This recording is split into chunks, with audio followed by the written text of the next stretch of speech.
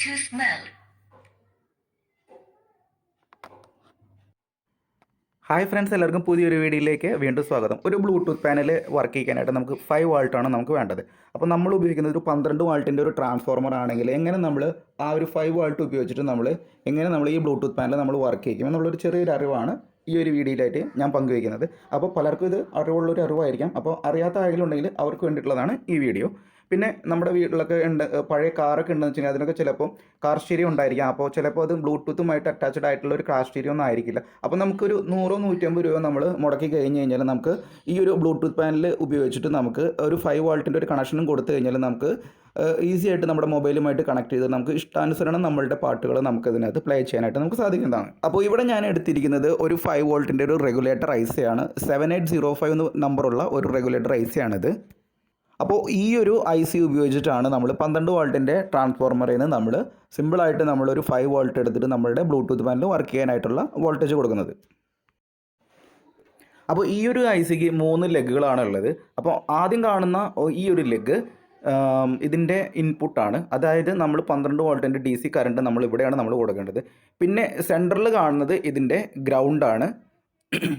അപ്പോൾ നമ്മൾ ഗ്രൗണ്ടിൻ്റെ negative connection നമ്മൾ അവിടെ കൊടുക്കുന്നു. പിന്നെ ലാസ്റ്റ് കാണുന്ന മൂന്നാമത്തെ ലെഗാണ് ഇതിൻ്റെ ഔട്ട്പുട്ട്. അപ്പോൾ നമുക്ക് കൊടുക്കുന്ന 12 വോൾട്ടിൻ്റെ ഇൻപുട്ട് കൊടുത്തു കഴിഞ്ഞാൽ നമുക്ക് ഔട്ട്പുട്ട് കിട്ടുന്നത് ഈ ഒരു ലെഗിൽ നിന്നാണ്. മൂന്നാമത് വരുന്ന ഈ ഒരു ലെഗിൽ നിന്നാണ് നമുക്ക് 5 വോൾട്ട് നമുക്ക് പാനൽ ബോർഡിലേക്ക് വേണ്ടി വരുന്നത്. അപ്പോൾ നമ്മൾ ഈ കണക്ഷനൊക്കെ കൊടുത്തു കഴിഞ്ഞാൽ നമ്മൾ ഈ ഒരു ഐ സി നമ്മൾ ഹീറ്റ് സിങ്ക് ആയിട്ട് നമ്മൾ കണക്ട് ചെയ്ത് നന്നായിട്ട് സ്ക്രൂ ചെയ്ത് വെക്കണം.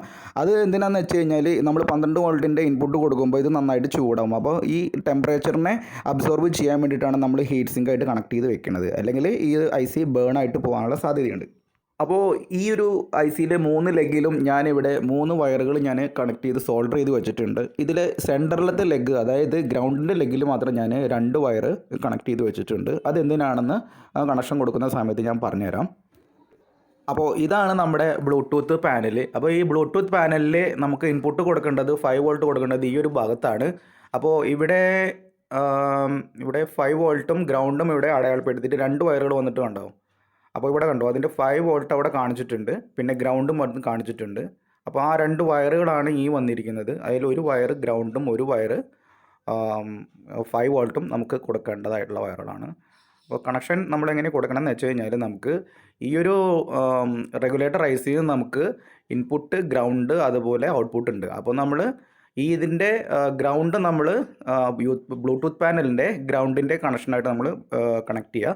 അതുപോലെ ഔട്ട്പുട്ട് ആയിട്ടുള്ള മൂന്നാമത്തെ ലെഗ് നമ്മൾ ഇതിൻ്റെ 5 വോൾട്ടിൻ്റെ ആ വയറിലേക്ക് നമ്മൾ കണക്ട് ചെയ്ത് കൊടുക്കുക. ഇവിടെ ഞാനൊരു DC സോക്കറ്റ് ഞാനിവിടെ എടുത്തിട്ടുണ്ട്.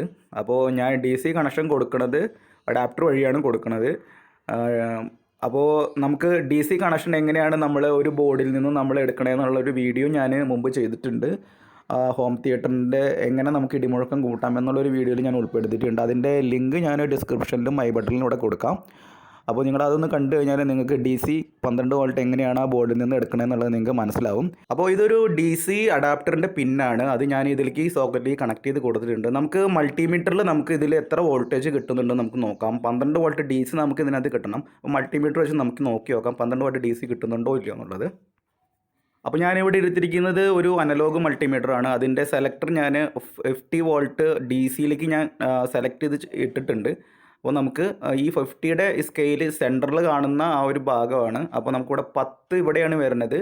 അപ്പോൾ അവിടെ നിന്ന് 12 നമുക്ക് കണക്കാക്കിയിട്ട് വേണം നമ്മൾ മൾട്ടിമീറ്ററിൽ നോക്കാനായിട്ട്. അപ്പോൾ നമുക്ക് മൾട്ടിമീറ്ററിൻ്റെ പ്രോബ് നമുക്ക് നെഗറ്റീവിലും പോസിറ്റീവിലും നമുക്ക് കണക്ട് ചെയ്തിട്ട് ഇവിടെ വോൾട്ടേജ് എത്ര കിട്ടണം എന്നുള്ളത് നമുക്ക് നോക്കി നോക്കാം.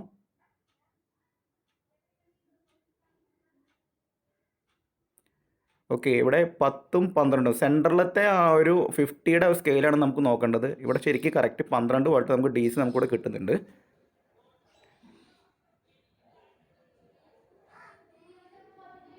അപ്പോൾ നമുക്ക് ഇതിൽ നേരത്തെ ഞാൻ പറഞ്ഞു തന്ന പോലെ നമ്മുടെ റെഗുലേറ്റർ ഐ സിയിലെ ഫസ്റ്റ് ലെഗ് ഇൻപുട്ടാണ്. അപ്പോൾ നമ്മൾ 12 വോൾട്ട് അഡാപ്റ്ററിൽ നിന്ന് വന്നിട്ടുള്ള DCയുടെ പോസിറ്റീവ് കണക്ഷൻ നമ്മൾ ഈ ഒരു വയറിലേക്ക് നമ്മൾ ഫസ്റ്റ് ലെഗിലെ വന്നിട്ടുള്ള ലെഗിലേക്ക് നമ്മൾ കണക്ട് ചെയ്ത് കൊടുക്കുന്നു.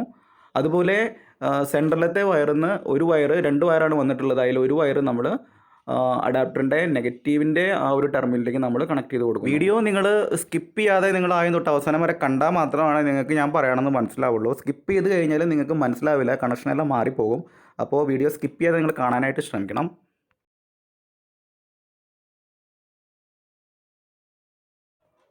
അപ്പോൾ ഇൻപുട്ട് ഞാനിവിടെ കൊടുത്തു കഴിഞ്ഞിട്ടുണ്ട്.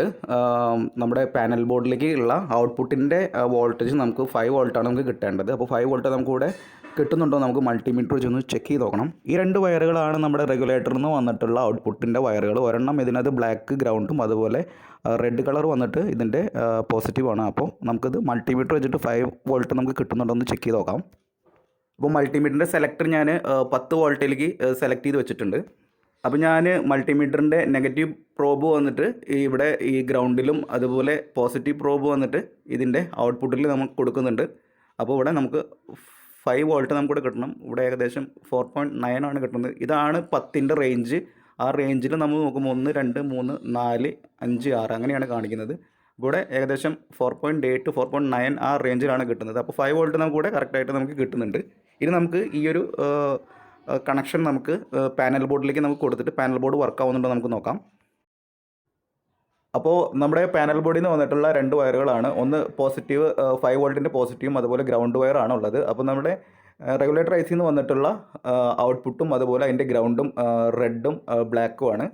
അപ്പോൾ ബ്ലാക്ക് വയർ പാനൽ ബോർഡിൻ്റെ ഗ്രൗണ്ടുമായിട്ടും അതുപോലെ റെഡ് വയർ പാനൽ ബോർഡിൻ്റെ പോസിറ്റീവ് 5 വോൾട്ടിൻ്റെ കണക്ഷനുമായിട്ടും നമ്മൾ കണക്ട് ചെയ്ത് കൊടുക്കുന്നുണ്ട്.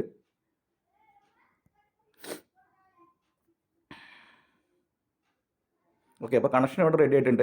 ഇനി ഞാൻ ഇവിടെ പവർ കൊടുക്കുകയാണ്.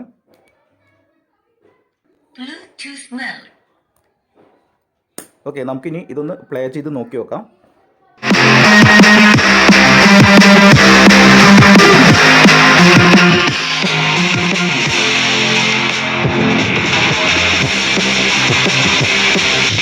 FM mode. NX mode. Bluetooth mode. Paired.